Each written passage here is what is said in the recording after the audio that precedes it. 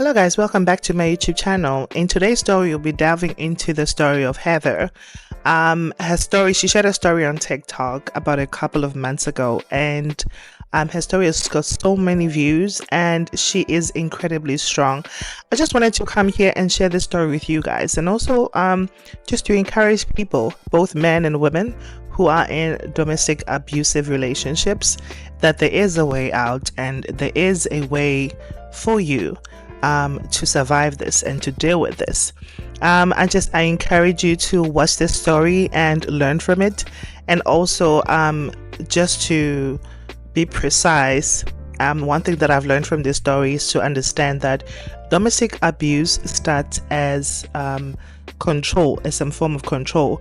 Your partner wanting to control your every move, from your location to where you are to who you're talking to, trying to isolate you from the people that you are, your family, your friends, the people that love you so much. Let me not hold you any further, and let's start this video so we can watch. I'll be back at the end of the video with the rest of my commentary. So this video's been a long time coming. I wasn't sure how I was going to do it or when, but I feel that in honor of Domestic Violence Awareness Month, it is time to get my story out there. My name is Heather, and I am a survivor of a very extreme case of domestic violence. I was married for over 11 years to my husband, who ultimately held me down and poured chemicals into my eyes. And this is the result of that. I've had 5 reconstructive surgeries. When it first happened, my eyelids were completely melted off.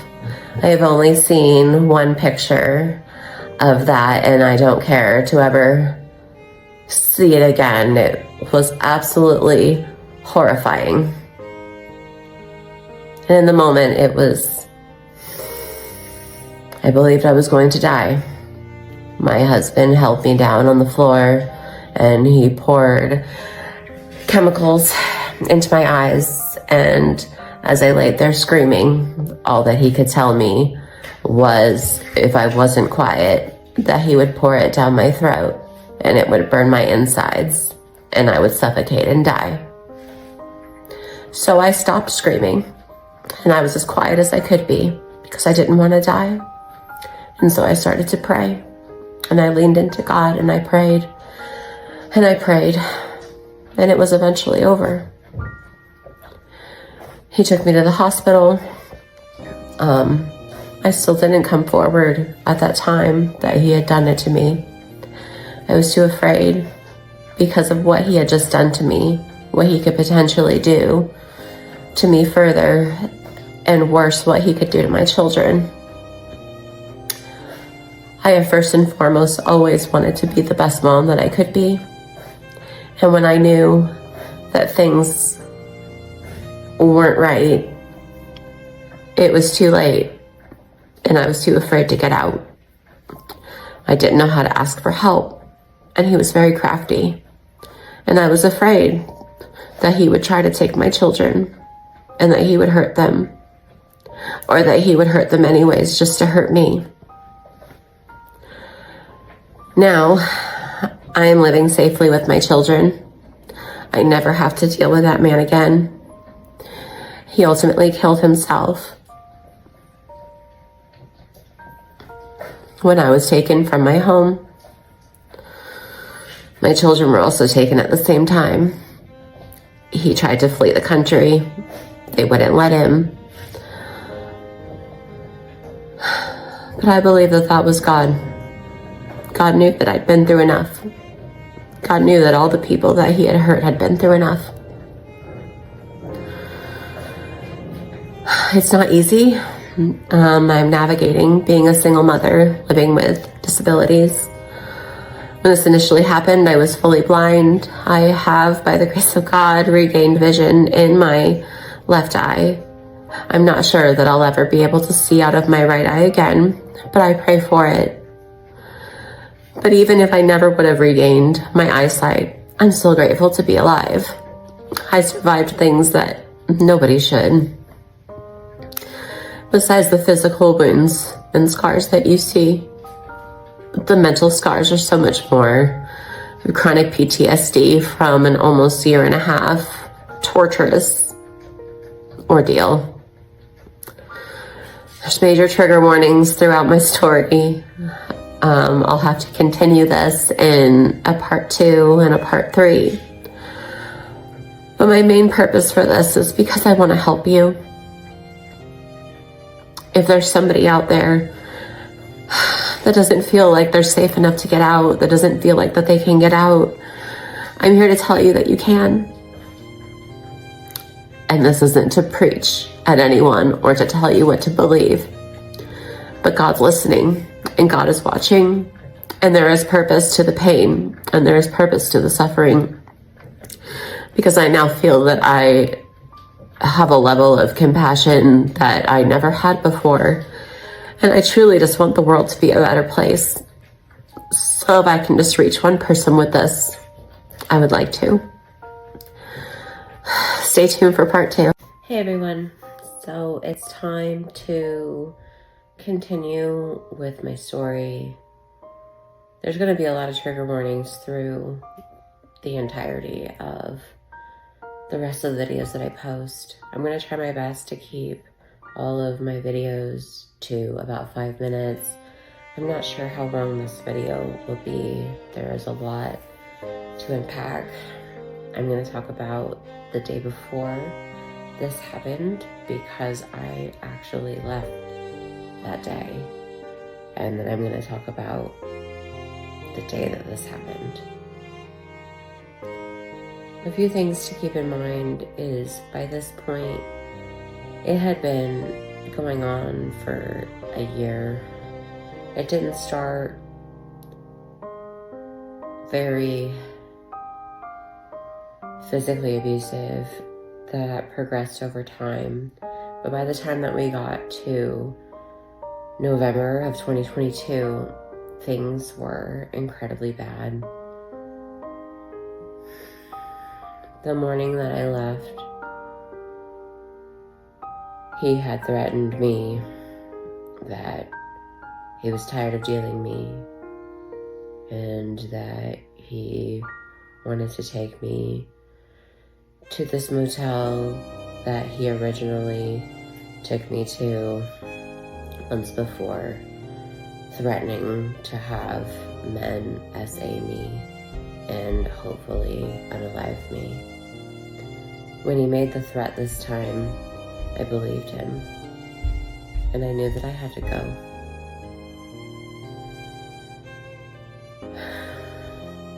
I told him I can't take this anymore. I'm leaving. I grabbed my keys, and I grabbed my phone, I grabbed my wallet. He watched me the whole time. I thought he might try to stop me, but he didn't. I ended up leaving the house without my kids. Up to that point, I had never seen him be abusive with the children. It was always just directed towards me.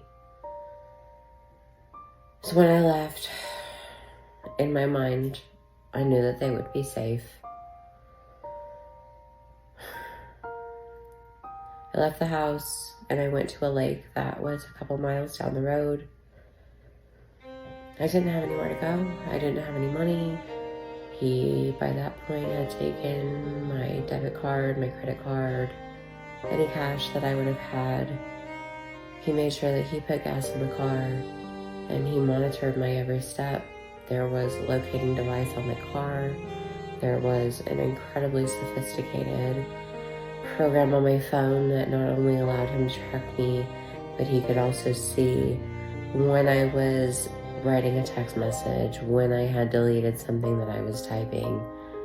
He also could listen in to phone calls when he wanted to, all without my knowledge.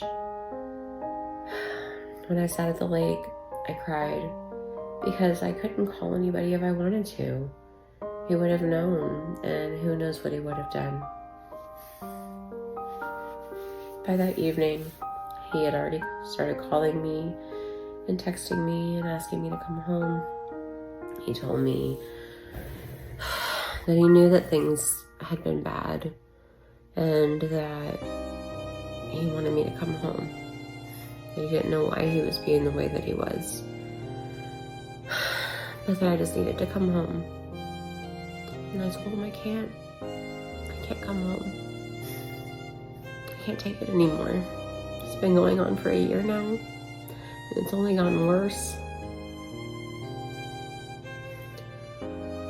He didn't like that, but he never came to try to find me. I moved to a different place so that nobody would bother me. I drove in a commuter parking area. I eventually fell asleep. I'm not sure what time, but when I woke up, I had a bunch of mixed calls and text messages from him, but my phone was also locked at that point. He ended up showing up where I was parked at.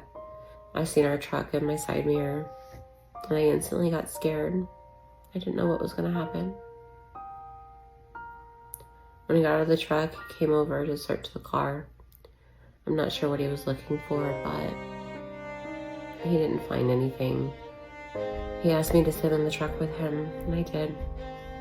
And he started to apologize and beg for me to come home. He told me he didn't know what was wrong with him, and he wanted to make things right. He was laying it on really thick. But even then, I still held my resolve. And I told him I loved him. There's no way I could go back. I couldn't take it anymore.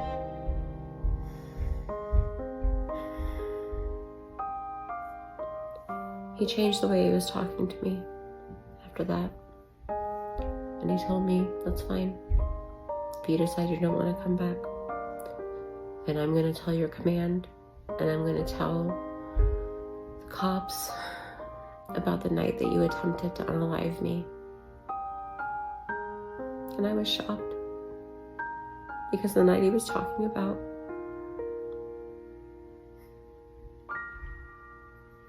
it's a night that I'll share in another video, but I most definitely acted in self-defense that night. But it also plays a huge role in my entire story. He was just such an evil man. He proceeded to tell me that if I ended up going to prison, that he knew people in the prison system, and that he would make sure that I had a really terrible time. He would make sure that other people essayed me and did things to me to make me wish that I had already unalived myself. But then he said, but none of that has to happen. Please just come home. I don't want it to be this way. I love you so much. I want you to come home. I want to make things right. I want to make things right. This conversation went on for probably about 2 hours. Near the end of it, it was going okay. It had been pleasant. And he said, please, can we just go home? You know, we don't need to be sitting in this truck. Please just come home. You're leaving this weekend. You're going to be gone for a week. I was supposed to have been going to California for training. He then said, you know, we missed Thanksgiving yesterday. We could still have Thanksgiving today. Please just follow me home. Please, let's just make this right.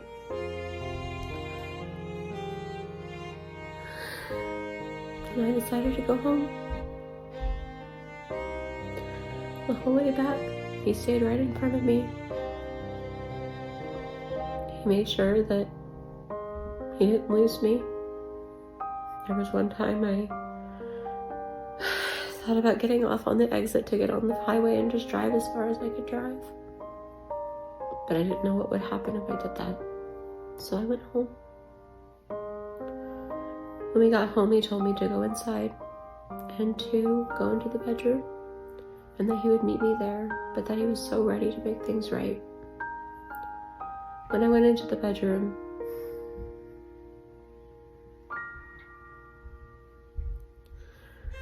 I waited for him to come in. When he came in, he told me, I need you to lay on the floor. and I'm not sure why, but I did. It's really hard to explain why I complied with the things I did. I had no idea what he was about to do to me. But I knew pretty quick once I was on the floor.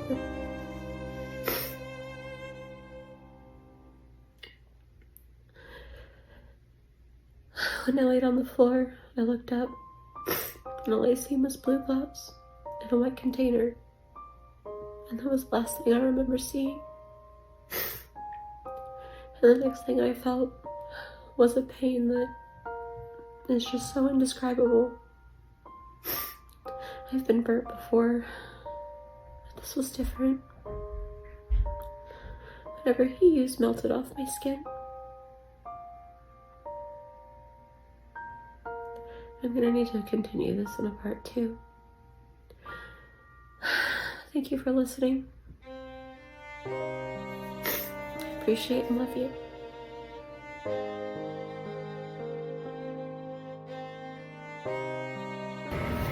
Hey everybody, I know it's been a little while since I last made a video. It's been a bit of a hectic week for me, and this is the hardest part of my story to tell for me. So thank you for being patient and understanding. Today is also a weird day for me. Today marks 1 year since he unalived himself. The feelings are still interesting. I still mostly feel relief. I still feel anger that he didn't have to actually serve any justice on the earth. I believe God has treated him appropriately. I'm not to say.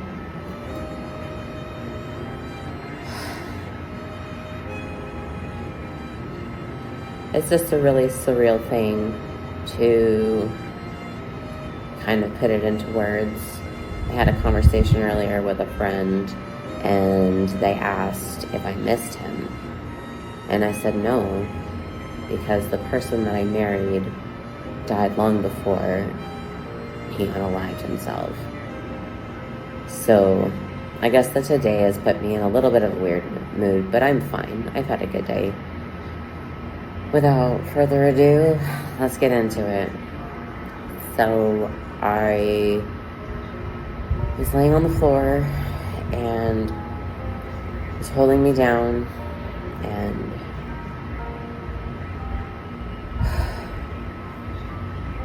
the pain was immediate, and I could feel his hand rubbing it into my right eye. I believe that's whenever the screaming got to be the loudest. That's whenever he told me that if I didn't stop, that he would pour it down my throat and I would die.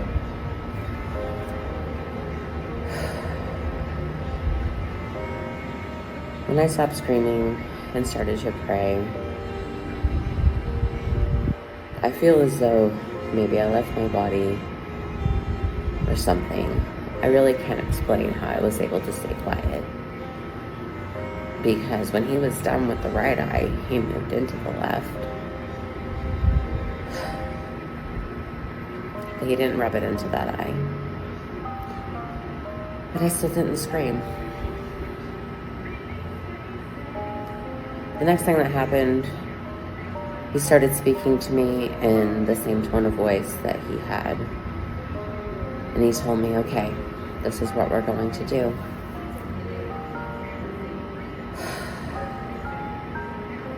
We're going to go into the kitchen. You're going to go by the oven. You're going to grab the can of oven cleaner. You're going to act like you sprayed it in there. Then you're going to scream out the word fuck really loud. Then you're going to grab the towel hanging from the oven door. He proceeded to tell me that he would then plug the camera back in, so that way that would be what was caught as to what happened to my eyes. I made sure that no matter what pain I was in, I followed every direction that he had. We went into the kitchen, walked me in there. He sprayed my face a little bit with the oven cleaner in some different places, kind of around the top.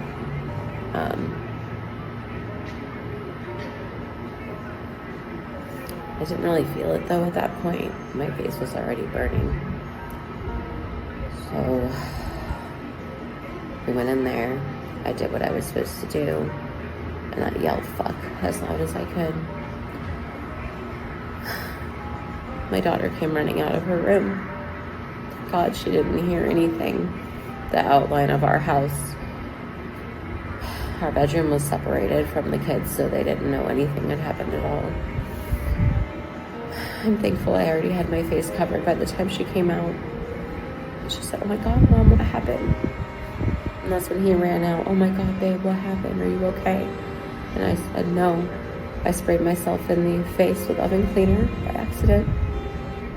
I said I need to get into the shower right away and flush my eyes, and then I need to go to the hospital." Of course, he said. Got me into the shower. I jumped in fully clothed. I was just on fire. I had to just start rinsing my eyes. It was the coldest water, but it just didn't feel cold enough. I didn't dare touch my eyes. I couldn't open them though. I wasn't even sure that I had eyes at that point. While I'm soaking my face, he was outside the shower screaming.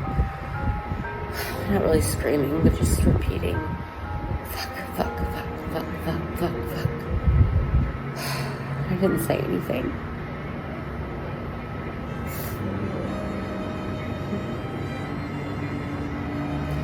He started to tell me that we needed to go to the hospital. And at first, I just couldn't even get out of the shower. My face was on fire. I told him, I can't move. I'm in so much pain. And he said, "We have to fucking go." So he helped me out. I didn't change my clothes, got right into the car. He didn't look up directions to the hospital. I knew where the hospital was because I worked in the town we lived in. So I gave him directions to the hospital as my face was on fire. When we pulled up to the hospital, he said to me, "You know you did this to yourself, right?" I didn't say anything. We went inside, and he put on the show of the concerned husband. "Help us, my wife had an accident with oven cleaner, we need help." He put on a good show. I was almost full. I knew it was bad. When we got into one of the rooms, I heard, I'm not sure who it was, I guess a nurse, say, "Oh shit." He came into the room, so I knew it was bad.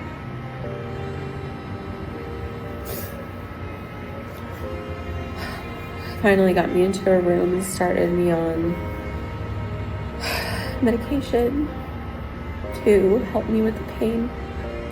And they got me started with some lenses over my eyes so they could run saline through them. I was still in my soaking clothes, so they knew they had to get them off. I asked that everyone leave the room except for the female nurse that was removing them and my husband. And he seemed to be pleased by that. After I was changed into the other clothes, we were left alone in the room. And he got down close to me and he told me, "I hate to see you like this." And I told him it's okay. And he told me that he loved me. And I told him that I loved him too. And he told me that he believed me. And I don't know why. In that moment, that's like what I needed to hear. Because literally all I did for the entire time we were together was just love him.